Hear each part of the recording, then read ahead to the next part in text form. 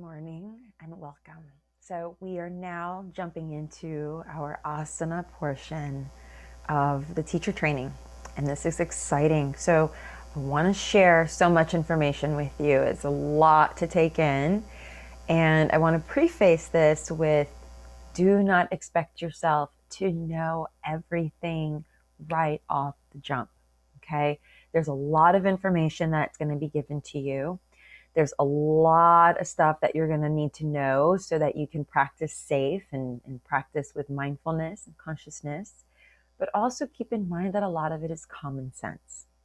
And once we get into it, you're going to start to realize it's not as bad as you think it is.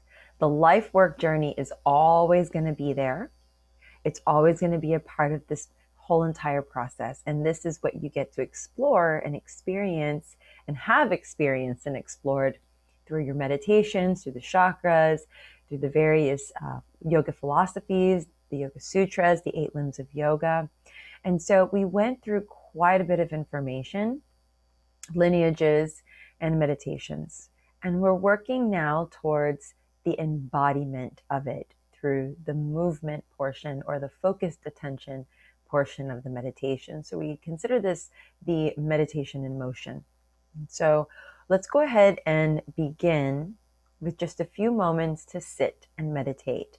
And so we'll take about 1 minute. Go ahead and get comfortable, and then just close your eyes. Relax the shoulders. Relax your mouth.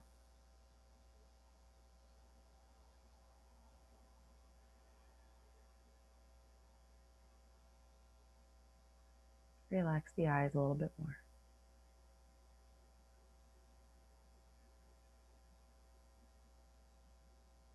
Relax your tongue.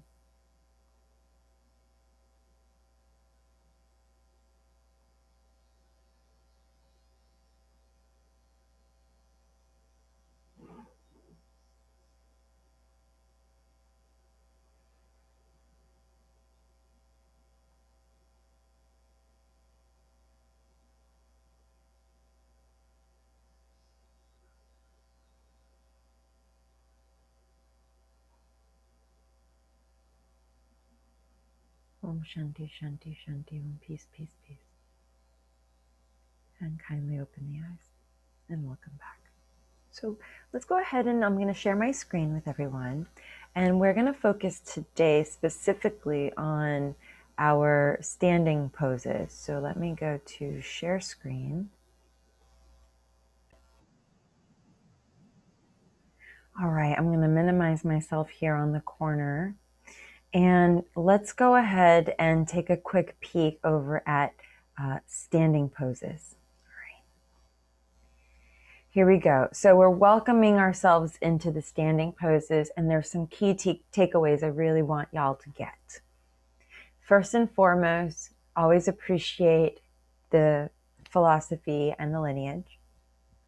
So the Yoga Sutra is 2.46, Sthira Sukham Asanam. Asana is practiced to develop a stable and relaxed body.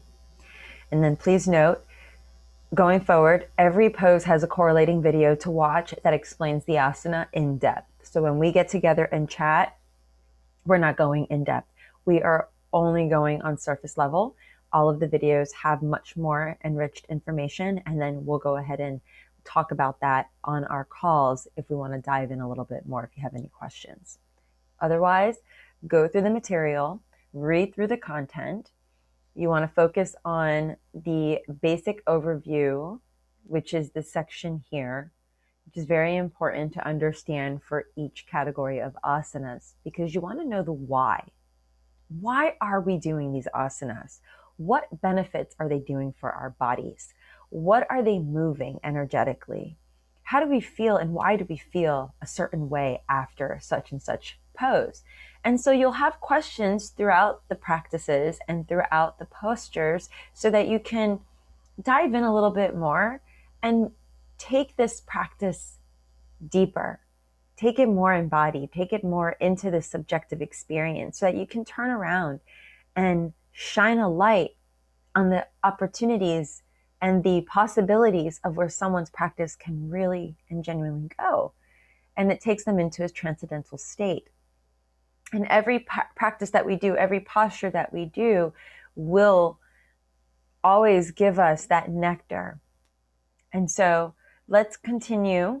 There's energetic qualities, and pay attention to the energetic qualities because they are very harmonious with the chakra system. And so I want you to go through and read about the different roots, pride, intentionality, so that you can see how they align, these qualities align with our chakra system. Now, the modifications are very important to know because you're going to need to know how to apply these when you take this into the adaptive practices. And also notice the common misalignment. This is something that comes very common. It's a very common sense. You'll notice this once you start going back into the studios and going into this practice where you can look at bodies in front of you instead of on camera. Totally different versus camera and in person. So when you see bodies in person, you can actually touch and feel and see, and oh, that hip is out of place, or they have scoliosis. Oh, you get to understand a body network, the system. Therefore, all of these common misalignments that you'll hear from newer yoga teachers that are learning to embody this practice and just right now reciting what they've learned and not really have embodied it, you're going to hear these alignment cues. And so take them with a grain of salt. We've all done it. We've all been there. We've all said them. But now let's take it a step further and acknowledge what we should be changing our language to. Okay. Of course, the Ayurvedic qualities and constitutions apply with every single one of the practices that we do. And being that this teacher training is heavily focused on Ayurveda, I'm going to encourage you to know these for each of the modules of the posture. So for standing poses, we know that Vata dosha is decreased, Pitta dosha is elevated and increased, and Kapha dosha is stabilized. The physical qualities, you'll take a look through those so you get to see and apply those to the anatomy portion of the practice. And then the contraindication. So if someone's not able to stand, or if they have sensitivity in the body, or any type of sciatica, or if they put pressure on their heel, it triggers something up their spinal cord. We want to know those things. We want to know any balance issues, because if that is the case, then they're vertigo, they might have some sort of imbalance, chemical imbalance, they might be malnutrition. So we want to really take a good key focus and understanding about each posture with a more sense of consciousness versus it's just a yoga asana. What really do I need to know about it? So really embody everything, because these all will eventually evolve into more yoga therapy practices that you can utilize for your myofascial system opening when we get into those practices. Let's continue. So you'll go ahead and go through all of these, and here you'll see a photo, you'll see the video, and you'll click on the video, and then you'll see my autocorrect, and you'll see the basic overviews, and they're repeated so you really get a sense of understanding. Flashcards are a great idea to play with this, and also creating kind of a little mini workshop for yourself would be a lot of fun. So take your time, go through this. And if you have any questions, please reach out to me. I'm always available for you. And I look forward to sharing the space and going deeper into these energetic qualities with each of you. Keep in mind, we want to know the energetic qualities. We want how they align with the 7 chakras. We also want to know the basic overview, and there's typically 4 of them, and the doshic constitution, what it does for our Ayurveda. Okay. Pick a couple of the poses and maybe even do videos of yourself teaching and explaining it. And that might even help as well. When you see yourself explaining something, you'll say, oh, I forgot to add that. And then you go ahead and send that in.